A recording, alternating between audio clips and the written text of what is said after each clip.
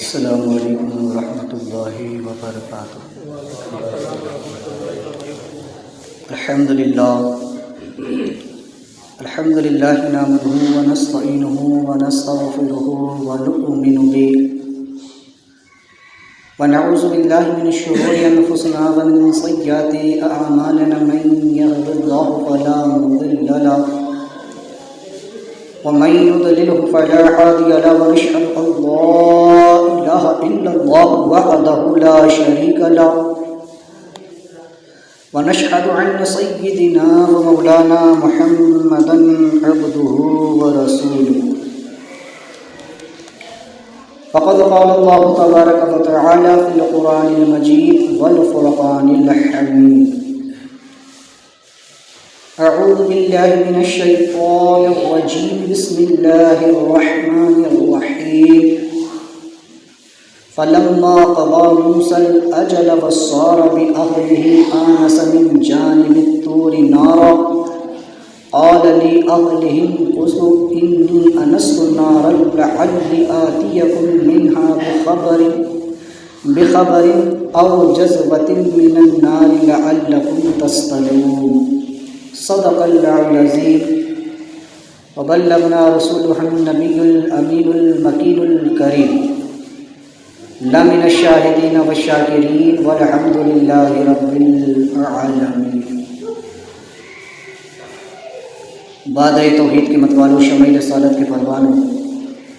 غوث و خواجہ کے چاہنے والوں، مصطفیٰ جان رحمت صلی اللہ تعالی علیہ وسلم کے پیارے دیوان. آئیے آغاز گفتگو سے قبل ہم اور آپ مل کر انتہائی خلوص و محبت کے ساتھ غمت خضراء کی جانب لو لگا کر حضور آقا نامدار مدینی کے تاجدار ہم غریبوں کے غم گسار جناب رحمت مجتبی محمد مصطفیٰ علیہ تحیۃ و ثناء صلی اللہ تبارک و تعالی علیہ وسلم کی بارگاہ بے کس پناہ میں درود و سلام کا نذرانہ پیش کرے پڑے. اللہم صلی علی سیدنا و مولانا محمد معادن الجود والکرم وآلہ و صحابہ وبارک وسلم. ایک مرتبہ لیجیے: اللہم صلی علی سیدنا مولانا محمد صلاۃ تنجینا بہا من جمیع الاحوال والآفات وتقضی لنا بها الحاجات وتطیرنا بها من جمیع السیئات وترفعنا بها عندک اعلی الدرجات وتبلغنا بها اقصى الغایات من جمیع الخیرات فی الحیات بعد الممات انک علی کل شیء قدیر. حصول برکت کے لیے مجھے پڑھے: اللہم صلی صلاۃ کاملہ وسلم سلاما تعم على سيدنا محمد الذي تنحل بالعقد وتنفرج به الكرب وتقضى بالحوائج وتنال به الرغائب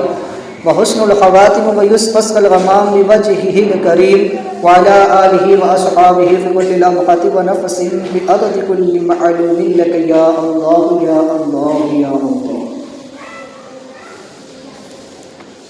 حضرات، حضرت سیدنا موسیٰ نبی علیہ السلام کے ذکر میں ہم نے اب تک کے سماعت کیا کہ موسیٰ علیہ السلام جب حضرت شعیب علیہ السلام کے گھر تشریف لائے تو آپ کی بیٹی بی صفورہ نے حضرت شعیب علیہ السلام سے بطور مشورہ کہا تھا کہ اے میرے والد، اس نوجوان کو، اس شخص کو آپ اپنے پاس خادم کی حیثیت سے، نوکر کی حیثیت سے رکھ لیجئے، اس لیے کہ یہ طاقتور بھی ہے اور امانت دار بھی ہے. لہٰذا حضرت شعیب علیہ السلام نے موقع دے کر حضرت موسیٰ علیہ السلام سے ایک دن اس بات کا ذکر کیا کہ میں یہ چاہتا ہوں کہ تم میرے یہاں اگر 10 سال خدمت کرو تو پھر میں اپنی بیٹی کی شادی، اس کا نکاح تمہارے ساتھ کر دوں گا، اور اگر تم 10 سال مکمل کرو، 8 سال کی آپ نے قید لگائی تھی، اور 10 سال اگر مکمل کرو تو یہ تمہاری طرف سے احسان ہوگا. موسیٰ علیہ السلام نے چونکہ اس شرط کو قبول فرما لیا اور کہا کہ ٹھیک ہے، مجھے آپ کی یہ شرط منظور ہے کہ میں آپ کے یہاں جو مدت قرار پا چکی ہے آپ کی خدمت انجام دوں گا. آپ کا اور حضرت بی بی صفورہ کا نکاح ہوا. لہٰذا اس دور کی خواتین بھی کس قدر پاک باز ہوا کرتی تھی کہ ادب کے دائرے میں اپنے والدین سے حکمت کے ساتھ کچھ باتیں بیان کر دیا کرتی تھی، کیونکہ آپ جانتی تھی کہ ہمارے والد نے آگے چل کر کسی نہ کسی شخص سے تو ہمارا نکاح کرنا ہی ہے، کسی نہ کسی شخص کو بطور خادم رکھ کر اس سے کام لینا ہے، کیونکہ ان کی شریعت میں یہ جائز تھا کہ کسی مرد سے کام لے کر کے اسے اپنی بیٹی بیاہ دی جائے۔ تو لہٰذا آپ موسیٰ علیہ السلام کو دیکھ چکی تھی کہ آپ امانت دار بھی ہیں، بڑے شریف النفس ہے،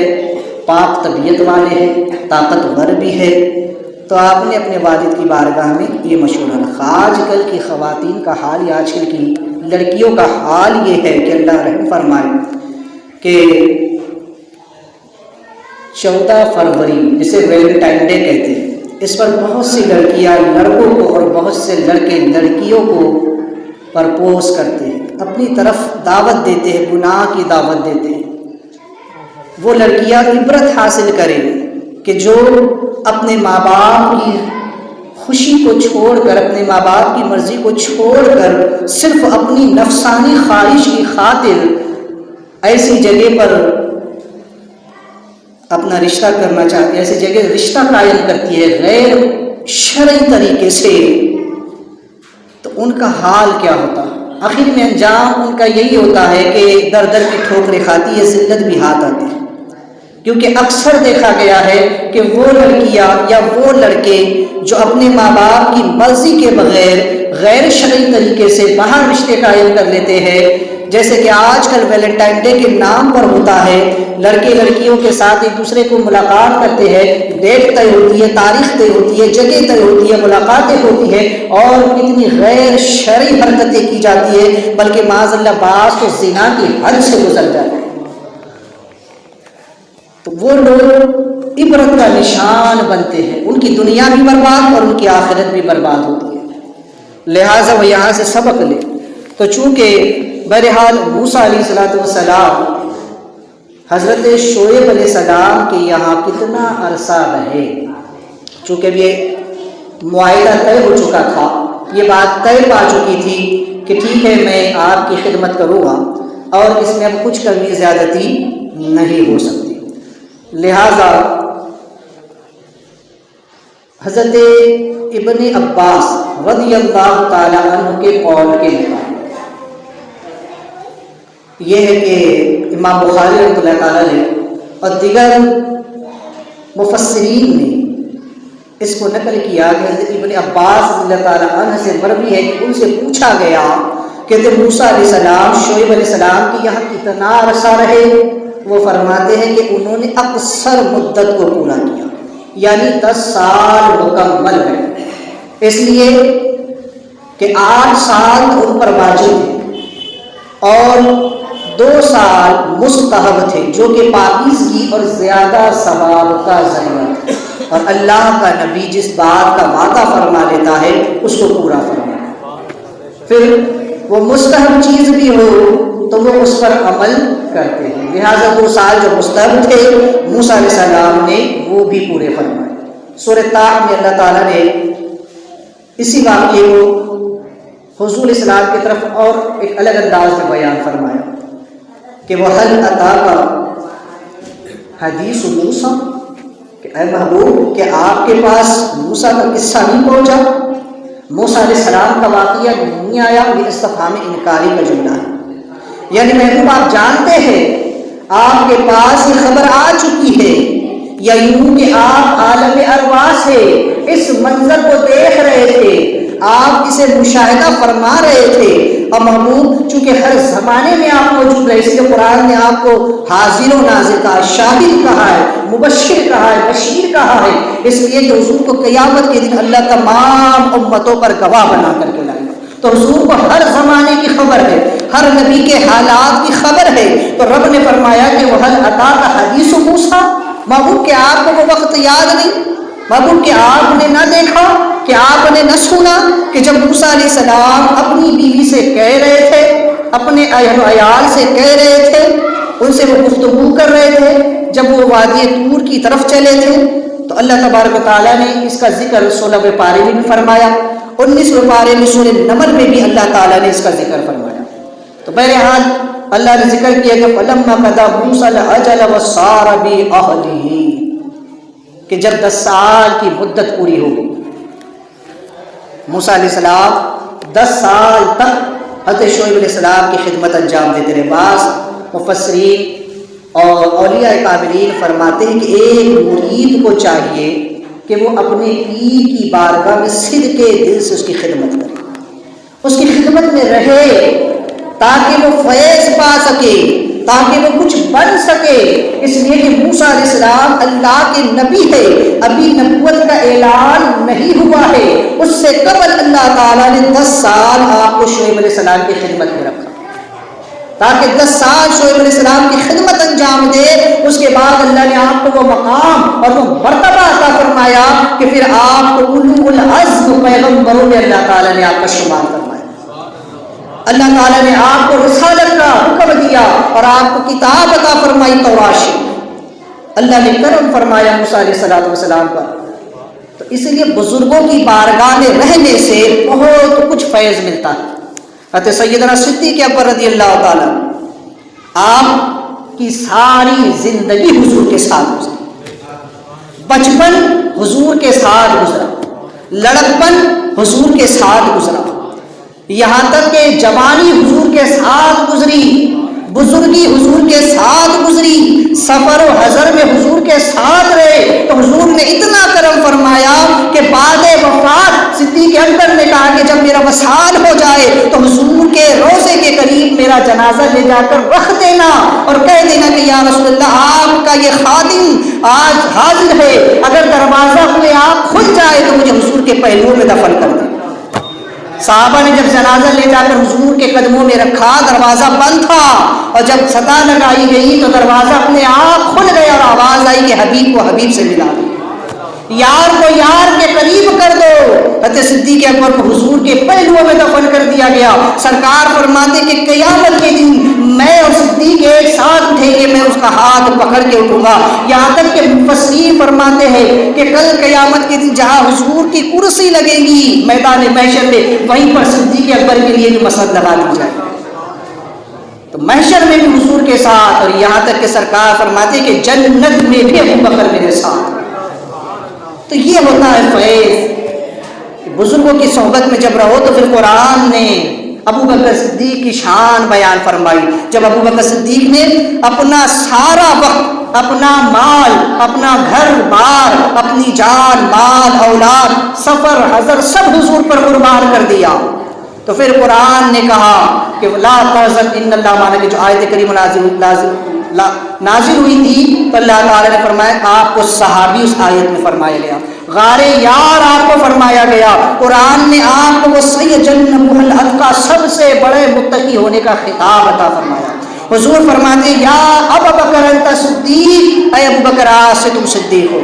سرکار نے آپ کو خلافت عطا فرما دی، اپنے بعد بلا فصل آپ کو حضور علیہ السلام نے اپنے مسلح پر اپنی حیات میں کھڑا کر دیا اور لوگوں کو بتا دیا کہ لوگوں میرے بعد تمہارا دین اور تمہاری دنیا اگر کوئی بچانے والا ہے تو وہ ابو بکر صدیق ہے،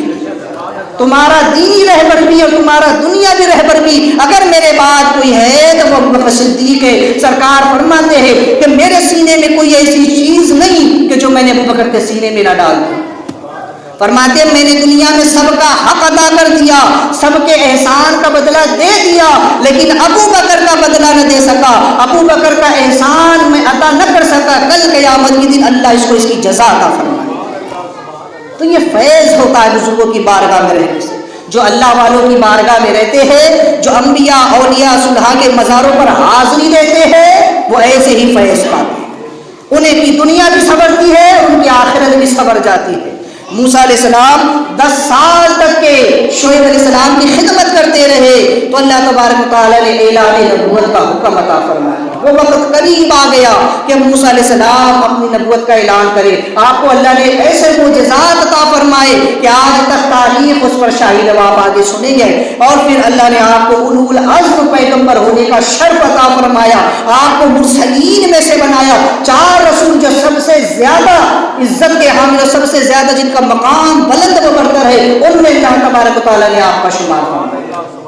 تو یہ ہوتا ہے اللہ والوں کی صحبت میں رہنے کا فیض۔ لوگ کہتے ہیں مزاروں پر مت جاؤ، مزاروں پر جانا شرک ہے معاذ اللہ۔ اگر اولیاء اللہ کی بارگاہ میں جانا شرک ہوتا تو اللہ موسیٰ علیہ السلام کو شعیب علیہ السلام کی یاد نہیں تھا،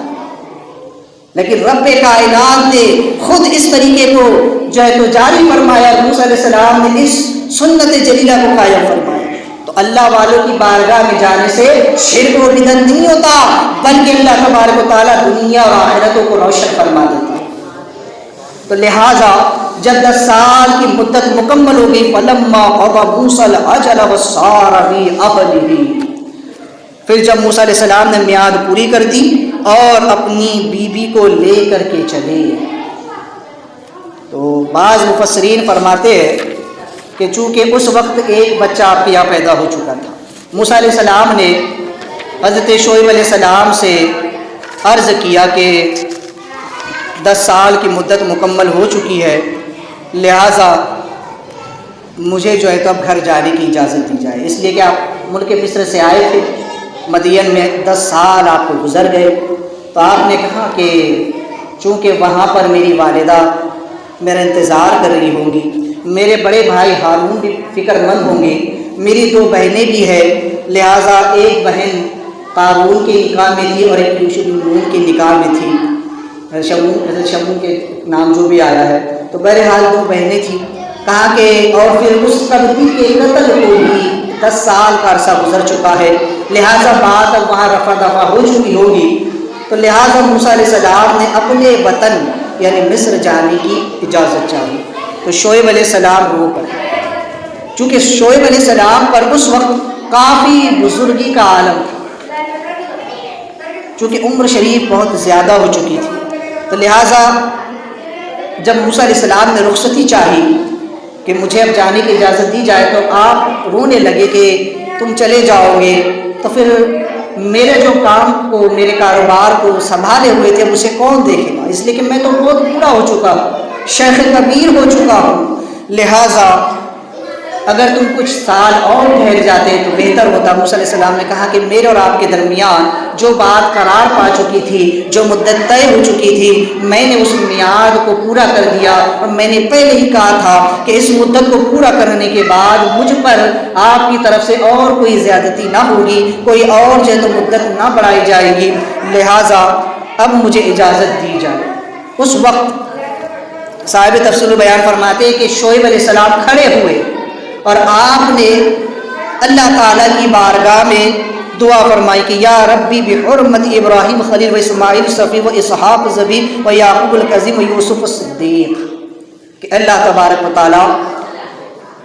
ابراہیم علیہ السلام، اسماعیل علیہ السلام، اسحاق و یعقوب علیہ السلام و یوسف علیہ السلام کے طفیل میری قوت کو بحال فرما دے اور میری بینائی مجھ کو واپس لوٹا دے۔ اور موسیٰ علیہ السلام نے اس دعا پر آمین کہا۔ آپ دعا کرتے رہے انبیاء علیہ السلام کے وسیلے سے، موسیٰ علیہ السلام آمین کہتے رہے، اسی وقت اللہ تعالیٰ نے حضرت شعیب علیہ السلام کو جوانی عطا فرمائی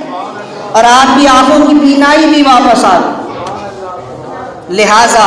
پتہ یہ چلا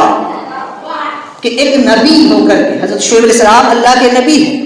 اور وہ نبیوں کا وسیلہ لگا رہے ہیں، ابراہیم علیہ السلام، اسحاق علیہ السلام، اسماعیل علیہ السلام، یعقوب علیہ السلام، یوسف علیہ السلام، ان سارے نبیوں کا وسیلہ لگا کر کے دعا مانگ رہے، اور دوسرے نبی حضرت موسیٰ علیہ السلام ان کی دعا پر آمین کہہ رہے ہیں، تو اللہ تبارک و تعالیٰ نے دعا کو فوراً قبول فرمایا۔ پتہ چلا کہ اللہ کا نبی اللہ کے نبیوں کے وسیلے سے دعا مانگے اور اللہ کا نبی آمین کہہ دے تو اللہ دعاؤں کو قبول فرمائے۔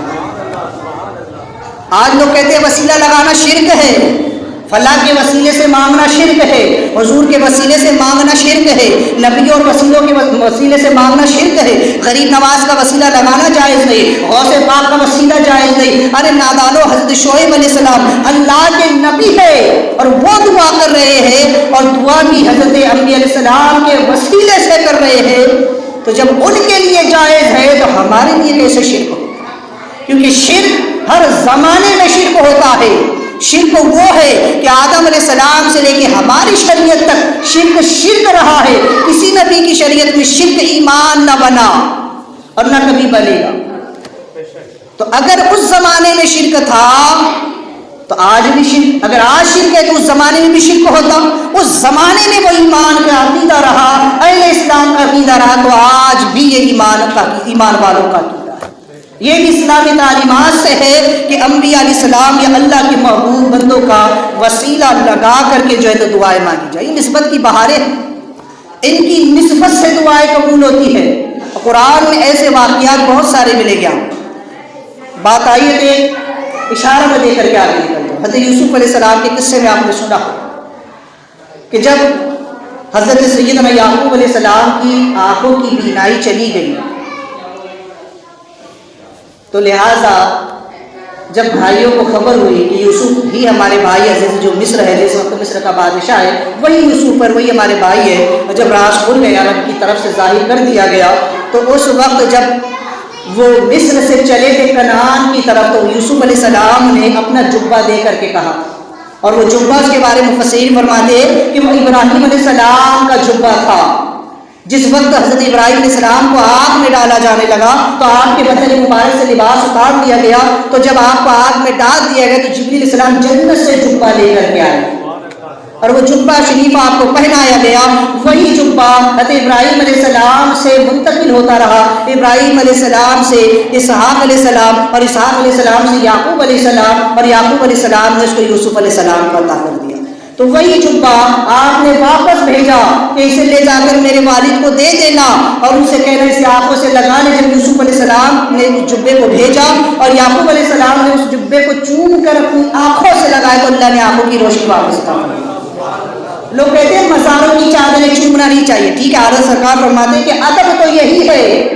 سرکار اعلیٰ فرماتے ہیں ادب تو یہی ہے کہ مزار شریف سے 10 ہاتھ دور کھڑے رہیں، اور اس تصور سے، اس خیال سے کہ ہم تو گنہگار ہیں، یہ ہماری اوقات نہیں ہے کہ ہم ان کے مزار کو چھو سکے، ان کی چادر شریف کو ہم چھو سکے، اس کا بوسہ لے سکے، صرف اس لیے کہ ہم گنہگار ہیں۔ لیکن اگر کوئی مزار کو چھو لے، اس چادر شریف کا بوسہ لے لے تو یہ شرک نہیں ہے،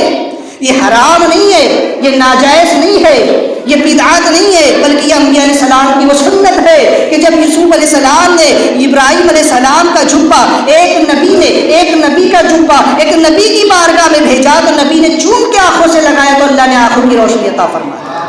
تو پتہ چلا کہ اللہ والوں کی استعمال کی ہوئی چیزوں کو چومنا شرک نہیں ہے، بلکہ اللہ تعالیٰ اس میں برکتیں عطا فرماتا ہے۔ آپ اسی قصے میں آگے سنیں گے تابوت سکینہ کے بارے میں، وہاں میں تفصیل سے اور اس کو عرض کروں گا کہ تابوت سکینہ کیا ہے، اس میں کیا تھا اور اس کی فضیلت کیا ہے۔ تو لہٰذا اللہ والوں سے جو چیز منسوب ہو جاتی ہے وہ باعث برکت ہو جایا کرتی ہے، اس میں فیض ہوتا ہے، اسے چومنے سے برکت حاصل ہوتی ہے، لوگ بیمار شفا پاتے ہیں۔ اگر میں اس پر دلیلیں دوں تو آقا کریم صلی اللہ علیہ وسلم کے زمانے سے کئی دلیلیں مل جائیں، لیکن بہرحال چونکہ یہ موضوع وہ نہیں ہے تو بہرحال بتانا یہ تھا کہ یہ نسبت کی بہار ہے۔ حضرت سیدنا شعیب علیہ السلام نے اپنے آبا و اجداد انبیاء علیہ السلام کے وسیلے سے دعا کی، اللہ تعالیٰ نے دعا کو قبول فرمایا، لہٰذا اس کے بعد آپ نے اپنی بیٹی بی بی صفورہ کا ہاتھ موسیٰ علیہ السلام کے ہاتھ میں دیا اور ان کو رخصتی کی اجازت دے دی، ساتھ میں کچھ بکریاں بھی دے دی، کچھ خادم بھی ساتھ میں دے دیے، کچھ سواری کے سامان بھی دے دیے تاکہ آپ جو ہے تو آپ کا سفر آسانی کے ساتھ طے ہو جائے۔ لہٰذا موسیٰ علیہ السلام بِأَهْلِهِ اپنی اہلیہ یعنی بی بی صفورہ کو ساتھ لیے، اور چونکہ بعض مفسرین فرماتے کہ اس وقت آپ کے یہاں ایک بچے کی ولادت ہو چکی تھی، وہ بچہ بھی ساتھ تھا، خدام بھی تھے، اور ساتھ ہی آپ کی بیوی امی سے بھی تھی، ایک اگلا حمل اور تھا۔ لہٰذا جب موسیٰ علیہ السلام چلے راستے سے تو کشف الاسرار میں ہے کہ ظہر کی نماز پڑھ کر کے موسیٰ علیہ السلام مدین سے روانہ ہوئے۔ جب رات ہوئی تو جنگل میں پہنچے، چونکہ آپ نے ملک شام واقع راستہ جو ہے اختیار نہیں فرمایا، اس لیے کہ بادشاہوں کے ڈر کی وجہ سے، وہاں کے کچھ حالات کی وجہ سے آپ نے اس راستے کو چھوڑ کر کے الگ راستہ اختیار فرمایا اور آپ طور کے قریب سے گزرنے لگے تاکہ جلدی آپ کا سفر بھی طے ہو جائے۔ لیکن چونکہ یہ راستہ دیکھا ہوا نہیں تھا، اس راستے کی خبر نہیں تھی، پہلے کبھی اس راستے سے گزرے نہیں تھے، لہٰذا آپ نے جب اس راستے کو اختیار کیا تو جنگل میں پہنچے، رات اندھیری تھی، ایک وادی کے کنارے پر آپ نے خیمہ لگایا اور اپنی اہلیہ کو اس میں بٹھا دیا، اور جو ہی رات ہوئی تو موسلادھار بارش وہاں شروع ہو گئی، جس کی وجہ سے سب تتر بتر ہو گیا، اور بکریاں جو شعیب علیہ السلام نے ساتھ میں دی تھی وہ بھی ادھر ادھر نکل گئی، اور اس وقت آپ کی زوجہ کو درد زہ شروع ہو گیا۔ لہٰذا بعض مفسرین فرماتے ہیں کہ موسیٰ علیہ السلام بڑے ہی شریف النفس تھے، بڑے ہی آپ جو ہے تو حیادار تھے، تو آپ ایک قافلے کے ساتھ سفر کر رہے تھے، لہٰذا جب دن کا وقت ہوتا تو آپ قافلے سے جدا ہو کر کے چلتے تاکہ حیا آپ اور آپ کی بیوی شریف سے پر کسی کی نظر نہ پڑے، اتنا خیال آپ فرماتے تھے، لہٰذا قافلے سے جدا ہو کر کے چلتے تھے، اور جب رات کا وقت ہوتا تو قافلے کے ساتھ ہو جاتے، تو لہٰذا ایسے ہی جب آپ راستہ طے کر رہے تھے تو راستہ جو ہے تو آپ راستے سے گم ہو گئے، راستے کی اس وقت خبر نہ تھی کیونکہ آپ کی ساری توجہ اس وقت سفر کی طرف تھی، لہٰذا اس وقت ایسے مقام پر پہنچ گئے کہ رات کا وقت تھا، جمعہ کی رات تھی، سخت سردی تھی، اوپر سے بارش آنے لگی، بعض وسیع فرماتے ہیں کہ اس وقت اولے تک گر پڑے، اور جو خیمہ آپ نے لگایا تھا اس میں اپنی زوجہ کو بٹھا دیا، اور اسی وقت درد زہ بھی شروع ہو گیا۔ موسیٰ علیہ السلام نے آگ جلانے کی کوشش کی لیکن آگ نہیں جل رہی تھی، لہٰذا وَآنَسَ مِن جَانِبِ الطُّورِ، آپ نے طور کی طرف دیکھا، اس وقت آپ طور جو پہاڑ جس کا ذکر آپ اور آگے سنیں گے، تو اس کوہ طور پہاڑ کے دامن میں آپ پہنچ چکے تھے، تو وہیں دور سے آپ نے دیکھا کہ کوہ طور پر آگ جل رہی ہے، تو آپ نے یہ خیال کیا کہ شاید وہاں پر چرواہوں نے یا کوئی قافلہ ہو یا کوئی راہ گزر ہو، وہ لوگ وہاں موجود ہو اور انہوں نے یہ آگ جلائی، تو چونکہ النار وہ شعلہ جس سے آگ سے محسوس ہوتا ہے، اور حرارت خالصہ کو بھی نار کہا جاتا ہے، جہنم کو بھی نار کہا جاتا ہے، یعنی آگ، تو لہٰذا بعض مفسرین نے فرمایا کہ حضرت موسیٰ علیہ السلام نے ایسی نار دیکھی کہ جو انوار پر دلالت کرتی تھی، اس لیے انہوں نے نور اور نار کے رنگ میں دیکھا،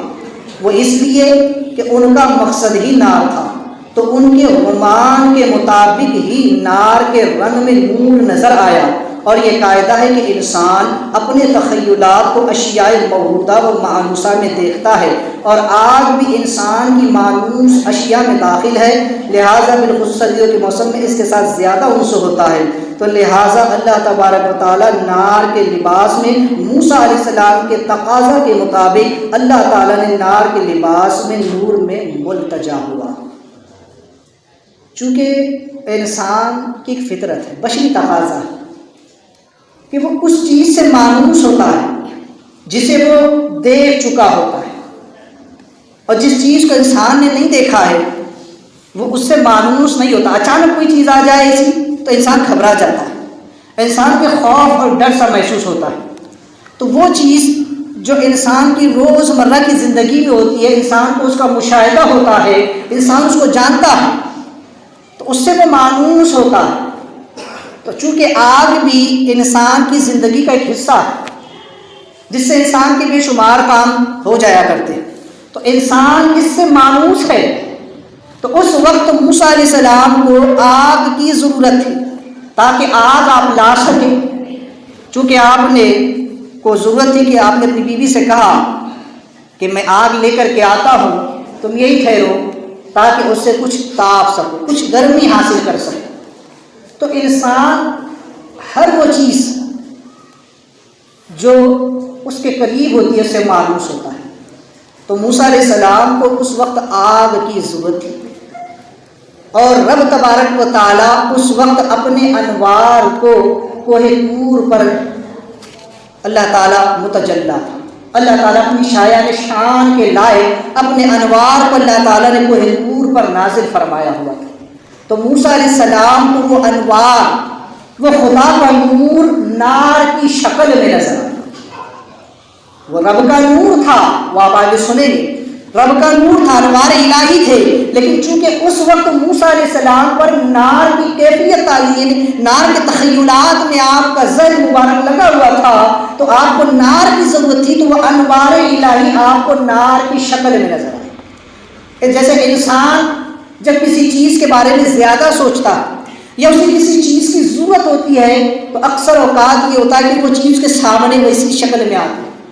یا پھر یوں ہوتا ہے کہ انسان جب کسی خیالوں میں گم ہوتا ہے اور اس کی آنکھ لگ جاتی ہے تو خواب میں وہ انہی چیزوں کو دیکھتا ہے جس کا وہ تخیل کرتا ہے، جس کو وہ سوچتا ہے، تصور کرتا ہے. ایسی ہی چیزیں اس کو خواب میں بھی نظر آتی ہیں.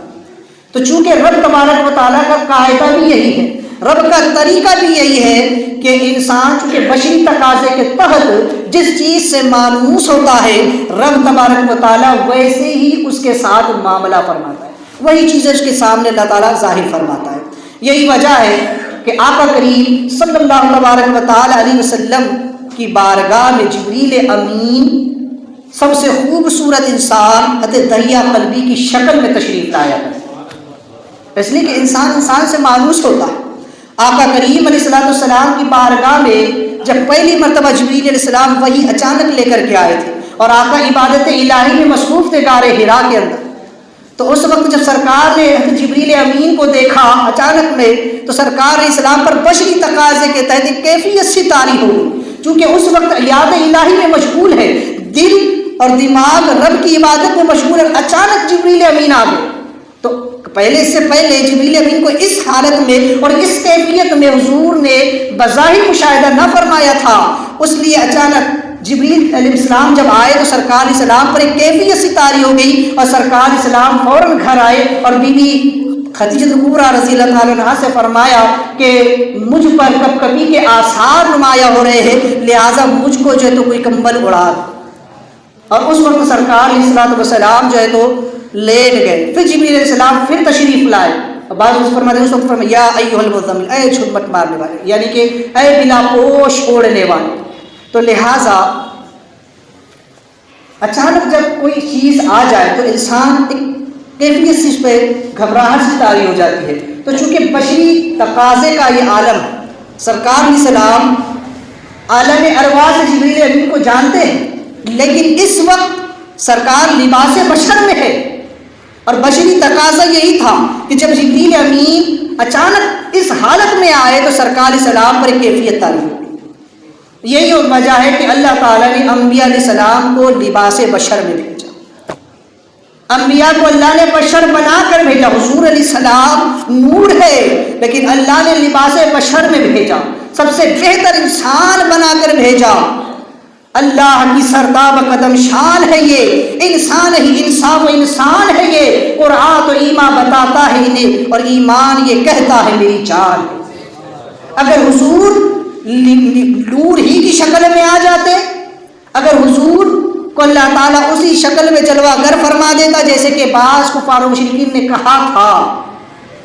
کہ اللہ نے انسان کو کیوں نبی بنایا، اللہ نے ان کو کیوں نبی بنایا، اللہ نے کوئی فرشتہ کیوں نہ اتار دیا، آسمان سے کوئی فرشتہ کیوں نہ آیا، ہم اس کی پیروی کرتے، ہم اس کی تقلید کرتے. تو لہٰذا اللہ تعالیٰ نے ان لوگوں کا رد فرمایا. تو یہی وجہ تھی کہ بتایا گیا کہ انسان سے مانوس ہوتا ہے. اگر کسی فرشتے کو بھیج دیا جاتا، کسی جن کو نبی بنا دیا جاتا تو انسان اس سے گھبرا کر بھاگ جاتا، انسان اس کے قریب نہیں جاتا اور پھر خدا جو پیغام بندوں کو پہنچانا چاہتا ہے وہ پیغام بندوں تک نہیں پہنچتا. خدا کی توحید اور انبیاء کی رسالت سے لوگ آگاہ نہیں ہو پاتے، اپنی زندگی کے مقصد کو لوگ سمجھ نہیں پاتے، تعلیم خداوندی لوگوں تک نہیں پہنچ پاتی، اس لیے کہ انسان خود ہی بدعت پر دور ہو جاتا. اس لیے اللہ نے انسان کو نبی بنایا. انبیاء علیہ السلام کو لباس بشر میں جلوہ گر فرمایا تاکہ انسان کے قریب آ سکے، لوگ ان کے پاس آ سکے۔ اگر فرشتہ نبی بن کر آتا تو پھر لوگ تب بھی اعتراض کرتے کہ یہ تو فرشتہ ہے، یہ تو کھاتا ہی نہیں، یہ تو پیتا ہی نہیں، اس کو تو جماع کی حاجت ہی نہیں، اس کے اندر تو نفسانی خواہشیں، یہ کیا جانے کہ انسان کیا ہوتا ہے، اسے کیا خبر کہ بھوک کیا ہوتی ہے، اسے کیا خبر کہ پیاس کیا ہوتی ہے، اسے کیا معلوم کہ جب انسان پر نفسانی خواہش کا غلبہ ہوتا ہے تو اس کی کیفیت کیا ہوتی ہے، کیسے یہ صبر کرے، تو یہ کیا جانے گا۔ اس لیے اللہ نے انسان کو نبی بنایا، حضور کو لباس بشر میں جلوہ گر فرمایا کہ لوگوں اگر تم پر بھوک کے آثار آتے ہیں تو دیکھ لو میرا حبیب یہ بھی بشر ہے، یہ بھی میں نے اسے لباس بشر میں بھیجا ہے، انہیں بھی بھوک کا احساس ہوتا ہے، انہیں بھی پیاس لگتی ہے، ان کے ساتھ بھی ضروریات زندگی کے سارے معاملات پیش آتے ہیں، ان پر بھی بیماری آتی ہے، ان پر بھی وہ سارے آثار گزرتے ہیں بشری تقاضے کے تحت جو تمہارے ساتھ آتے ہیں۔ لہٰذا میرے نبی کے حسن اخلاق کو دیکھنا، میرے نبی کے اخلاق کو دیکھنا کہ وہ ایسے حالات میں کیسے صبر کرتے ہیں، جب بھوک کا غلبہ ہو تو وہ کیسے صبر کرتے ہیں، پیاس کا غلبہ ہو وہ کیسے صبر کرتے ہیں۔ کبھی آقا کریم علیہ السلام نے اپنے شکم پر پتھر بھی باندھے، کئی دنوں تک سرکار کے گھر میں آگ نہیں جلی، چولہا نہیں جلا ہے، صرف کھجور اور پانی، بلکہ کبھی تو وہ بھی نصیب نہ ہوا ہے، تو آقا کریم صلی اللہ علیہ وسلم نے ایک چٹائی پر اپنی زندگی گزار دی ہے۔ ایسے سرکار علیہ السلام کو بھی یہ سارے حالات پیش آتے تھے تاکہ لوگ یہ دیکھ کر کے سبق حاصل کریں اور حضور کی زندگی امت کے لیے ایک نمونہ بن سکے۔ اگر حضور لباس نور ہی میں آ جاتے تو پھر یہ سارا فیض ہمیں نہ مل پاتا، تو بلکہ یہ تو کرم ہے ان کا کہ وہ لباس بشر میں تشریف لائے۔ تو لہٰذا اللہ تبارک و تعالیٰ کا یہ طریقہ کار ہے، یہی وجہ ہے کہ شب معراج آقا کریم صلی اللہ تعالیٰ علیہ وسلم کو جب محسوس ہوا کہ میں یہاں تنہا ہوں، کسی مانوس چیز کی آپ کو ضرورت تھی، تو شب معراج حضور علیہ السلام کو حضرت ابوبکر صدیق کی آواز میں اذان سنائی، جسے سن کر حضور علیہ السلام کو یہ احساس ہوا کہ ہاں یا صدیق بھی میرے ساتھ، میں اکیلے، کیونکہ اس وقت جو سرکار منازل طے کر رہے تھے اور راستے طے کر رہے تھے، مفسرین فرماتے کہ جب سرکار سدرہ سے آگے بڑھے تو جبریل تو سدرہ پر رک گئے، جبریل علیہ السلام سدرہ پر رک گئے، لیکن سرکار جب سدرہ سے آگے بڑھے تو سرکار تنہا تھے، اور ایک ایک قدم میں ہزاروں سال کی مسافت طے ہو رہی تھی، ہزاروں پردے تھے جو اٹھ رہے تھے، اور سرکار اسلام ان جلووں کو دیکھ کر گزر رہے تھے۔ جب خیال آیا بشری تقاضے کے تحت کہ کاش کوئی میرے ساتھ ہوتا، اس وقت ایک فرشتے نے حضرت صدیق اکبر کی آواز میں اذان دی، جسے سن کر حضور کے قلب کو اطمینان حاصل ہوا۔ تو یہ انسان کی کیفیات ہوتی ہے کہ وہ اپنے دوسرے انسان سے مانوس ہوتا ہے، اپنی دیکھی ہوئی سنی ہوئی چیز سے وہ مانوس ہوتا ہے۔ تو یہی وجہ ہے کہ اللہ تبارک و تعالیٰ نے آپ کو جو ہے تو اس صورت میں جلوہ گر فرمایا۔ لہٰذا موسیٰ علیہ السلام نے اپنی بیوی سے کہا کہ میں نے طور پر آگ دیکھی ہے، اپنی اہل و عیال کو جو خدام تھے ان سب کو ایک جگہ پر بٹھایا، کہا میرے پیچھے مت آنا، میں جاتا ہوں اور دیکھ کر آتا ہوں، یا تو وہاں سے کوئی خبر تمہارے لیے لے کر کے آؤں گا، اگر وہاں کوئی لوگ موجود ہوں گے تو ان سے راستہ پوچھوں گا کہ مصر جانے کا راستہ کون سا ہے، یا پھر کوئی لوگ نہ ہو تو کم از کم جو آگ جل رہی ہے وہاں سے میں تھوڑی آگ لے کر کے آؤں گا، تاکہ سردی میں ہم اس کو تھوڑا تاپ سکیں، تھوڑی گرمی اور حرارت کو ہم محسوس کر سکیں۔ لہٰذا موسیٰ علیہ السلام اس آگ کی طرف بڑھے، وہاں گئے تو آپ نے جو منظر دیکھا، وہاں کا جو منظر تھا اس کو قرآن مجید نے اگلی آیت میں بیان فرمایا کہ وہ منظر کیا تھا، کہ آپ نے کیا دیکھا، کس درخت کو تھا اور اس پر کیا معاملات ہو رہے تھے۔ انشاءاللہ تبارک و تعالیٰ اس کو آپ آئندہ ہفتے دیکھیں گے، آئندہ ہفتے اس کو میں بیان کروں کہ وہ منظر کیا تھا، کس طریقے سے ایک آگ جو ہے تو آپ نے دیکھا کہ درخت سے آگ نکل رہی، اس کے معاملات کیا ہو رہے ہیں۔ لہٰذا اس وقت رب تبارک و تعالیٰ نے اپنی تجلی ایک درخت کے اوپر ڈالی ہوئی تھی، تو موسیٰ علیہ السلام اس درخت کے واسطے اور وسیلے سے رب کے انوار کو دیکھ رہے، چونکہ اعلان نبوت نہیں ہوا تھا اس لیے مانوس کرنا تھا، چونکہ آگے وہ وقت آنے والا تھا کہ موسیٰ علیہ السلام اپنے رب سے ہم کلام ہونے والے ہیں، اس لیے رب تعالیٰ نے بھی صرف ایک تجلی، اللہ تعالیٰ نے اپنے انوار کی تجلی کو جب اس پہاڑ اس پر ڈالا اس درخت پر، تو اس کے ذریعے سے موسیٰ علیہ السلام نے مشاہدہ فرمایا۔ تو کبھی آپ کو ایک درخت کے ذریعے اللہ نے اپنا مشاہدہ فرمایا، کبھی تو کوہ طور پر اپنی تجلی ڈال کر کے اللہ تعالیٰ نے موسیٰ علیہ السلام کو اپنا مشاہدہ کروایا، اور کبھی شب معراج میں جب آقا کریم صلی اللہ علیہ وسلم لوٹ رہے تھے تو ان کی آنکھوں میں آپ نے رب تعالیٰ کا جلوہ دیکھا۔ تو موسیٰ علیہ السلام اللہ کے نبی ہے اور وہ واسطے اور وسیلوں سے اپنے رب کا جلوہ کر رہے ہیں، وہ حضور کے واسطے سے دیکھ رہے ہیں۔ آج لوگ چاہتے ہیں کہ ہم بغیر کسی نبی اور بغیر حضور کے واسطے اور وسیلے کے خدا تک پہنچ جائیں۔ ارے نادانوں، وہ تو موسیٰ علیہ السلام کلیم اللہ ہے، وہ حضور کے واسطے اور وسیلے سے اپنے رب کو دیکھ رہے ہیں۔ تو یہ تصوف کے اندر اللہ ہوتا ہے کہ مفسرین بعض اولیاء کرام فرماتے کہ اللہ تعالیٰ جب کسی کو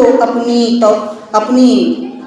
توحید کے انوار اس پر ظاہر فرماتا ہے اور کسی کو اپنے سے قریب کرتا ہے بندے کو، تو پھر اس کے ساتھ یہ معاملات ہوتے ہیں۔ موسیٰ علیہ السلام کو جب اللہ نے قریب کرنا چاہا تو پہلے ایک درخت پر اللہ نے اپنی تجلی ڈالی۔ اسی طرح سے ابراہیم علیہ السلام، آپ کے ساتھ بھی یہی معاملہ ہوا کہ جب رب تعالیٰ نے قریب کرنا چاہا تو قوم نے کہا کہ اے ابراہیم اس سورج کو پوچھو۔ آپ نے سورج کی طرف دیکھا، کہا کہ کالا ھذا ربی، کہ یہ میرا رب ہے، اس سے میرا رب ٹھہراتے ہو۔ تو اس کی بہت ساری تفسیر ہے۔ اس کی تفسیر میں بعض مفسرین فرماتے کہ حضرت ابراہیم علیہ السلام نے جو سورج کو دیکھ کر کہا تھا کالا ھذا ربی، چاند کو دیکھ کر کہا تھا کہ یہ میرا رب ہے، اور ستاروں کو دیکھ کر کہا تھا اسے میرا رب ٹھہراتے ہو۔ تو مفسرین فرماتے کہ اس کی ایک تفسیر یہ بھی ہے کہ حضرت ابراہیم علیہ السلام ان چیزوں کے اندر رب کا جلوہ دیکھ رہے تھے۔ رب تعالیٰ نے اس وقت سورج پر تجلی فرمائی اور حضرت ابراہیم علیہ السلام نے سورج کو دیکھ کر اپنے رب کو دیکھا، چاند کو دیکھا تو رب نے تجلی ڈالی، اور آپ نے چاند میں رب کی تجلی کو دیکھا۔ آپ نے ستاروں کو جب دیکھا تو اللہ نے ستاروں پر اپنی تجلی ڈالی، آپ نے رب کی تجلی کو دیکھا، کہا اسے میرا رب کہتے ہو، یہ میرا رب ہے، ھذا ربی، یہ میرا رب۔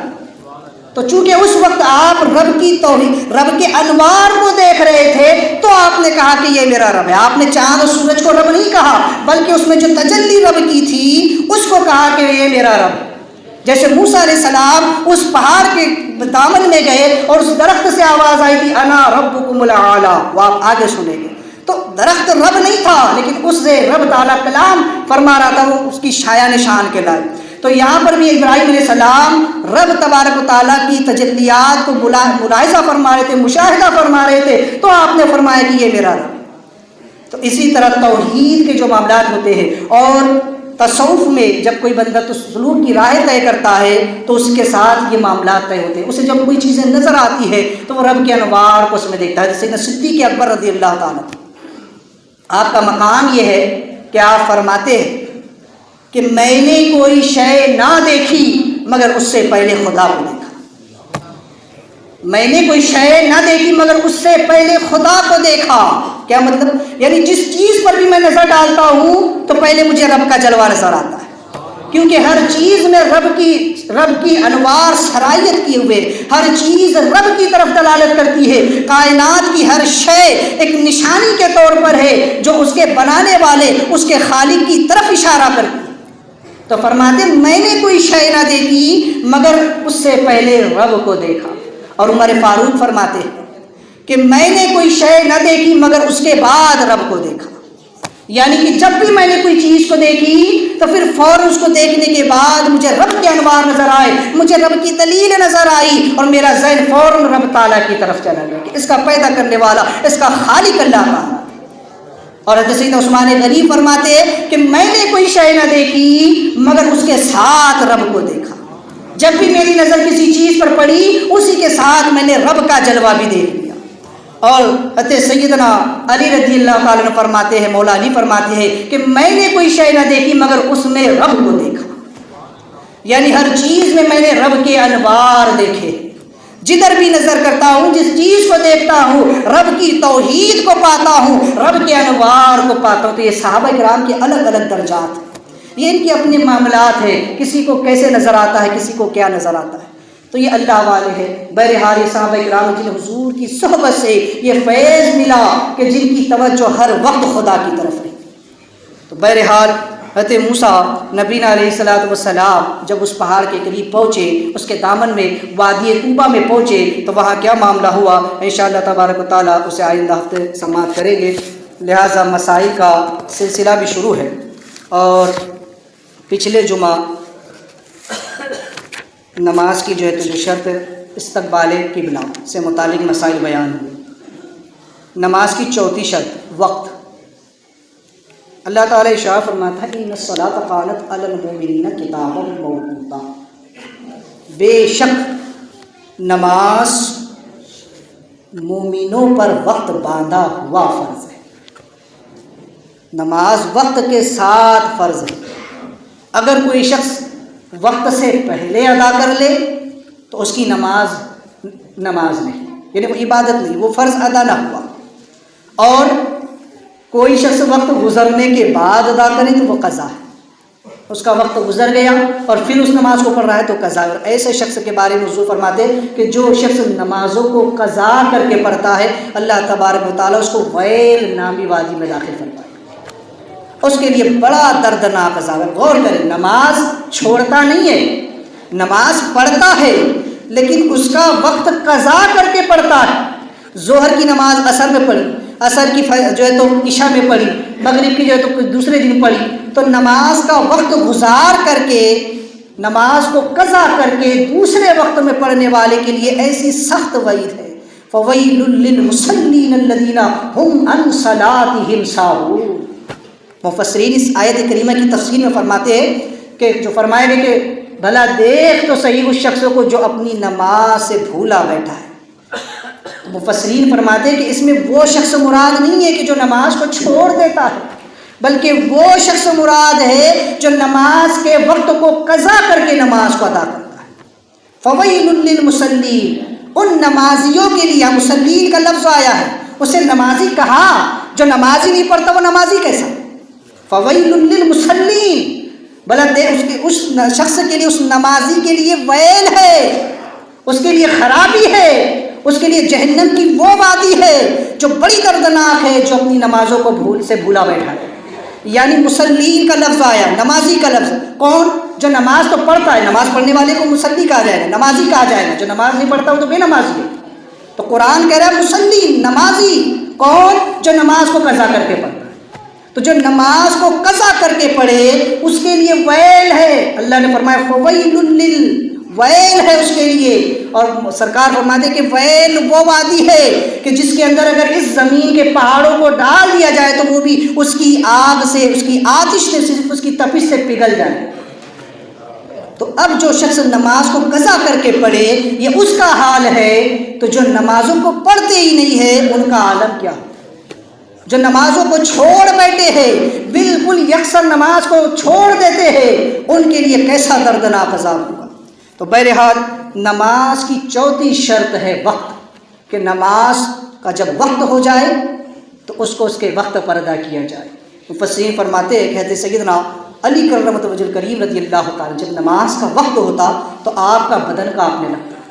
لوگوں نے پوچھا کہ علی یہ کیا کیفیت ہے؟ کہا کہ لوگوں یہ اس امانت کے ادا کرنے کا وقت ہے جسے اللہ نے پہاڑوں پر نازل کیا، تو ان جسیم پہاڑوں نے، اس مضبوط جسم رکھنے والے پہاڑوں نے انکار کر دیا۔ اللہ نے اس امانت کو آسمانوں پر پیش کیا تو اتنے بڑے آسمان نے، اس وسیع آسمان نے اس امانت کے اٹھانے سے انکار کر دیا۔ اللہ نے اس امانت کو جب زمین پر پیش فرمایا تو زمین نے اس امانت کو اٹھانے سے انکار کر دیا، انسان نے اس امانت کو اٹھا لیا۔ اس امانت کے ادا کرنے کا وقت آ گیا ہے، اس لیے میرا بدن کانپ رہا ہے۔ تو اللہ نے اس امانت کو پہاڑوں پر، زمینوں پر اور آسمانوں پر پیش فرمایا، اور آج ہم ہیں کہ نماز کی کوئی اہمیت ہی نہیں، کچھ سمجھتے ہی نہیں۔ یہ ہمارے اسلاف ہے کہ نماز کا وقت آتے ہی ان کا رنگ بدل جاتا، ان کا بدن کانپنے لگتا کہ نماز کا وقت ہو گیا۔ تو نماز کو اس کے وقت پر ادا کریں۔ فجر وقت، میں اس کی انشاءاللہ تفصیل جب نمازوں کا بیان شروع کروں گا اس میں لوں گا۔ یہاں پر صرف اتنا سمجھ لیں کہ فجر کا جو وقت ہے وہ طلوع فجر ہے، صبح صادق سے لے کے طلوع آفتاب تک ہے۔ ظہر کا وقت دوپہر کو آفتاب یعنی نصف النہار کے ڈھلنے پر شروع ہوتا ہے اور اس وقت تک رہتا ہے کہ جب تک سائے، اصلی سائے دگنا نہ ہو جائے، یعنی ڈبل نہ ہو جائے۔ اور عصر کا وقت، جہاں ظہر کا وقت ختم ہوا وہیں سے عصر کا وقت شروع ہو جاتا ہے، اور جہاں عصر کا وقت ختم ہو یعنی آفتاب غروب ہونے کے بعد، سورج ڈوب جانے کے بعد مغرب کا وقت شروع ہوتا ہے، تو وہ شفق جب تک کہ آسمان میں ایک لالی سا پن رہتا ہے اس وقت تک مغرب کا وقت ہے. جہاں شفق ختم ہوئی وہیں سے مغرب کا وقت ختم اور عشاء کا وقت شروع ہو جاتا ہے. تو عشاء کا وقت وہاں سے لے کر کے طلوع فجر تک رہتا ہے. لہٰذا ان نمازوں کے وقتوں کو ذہن میں رکھے اور اپنی نمازوں کو اپنے وقتوں پر ادا کرے. اللہ تعالیٰ عمل کی توفیق عطا فرمائے. استغفر اللہ ربی من کل ذنب و اتوب الیہ.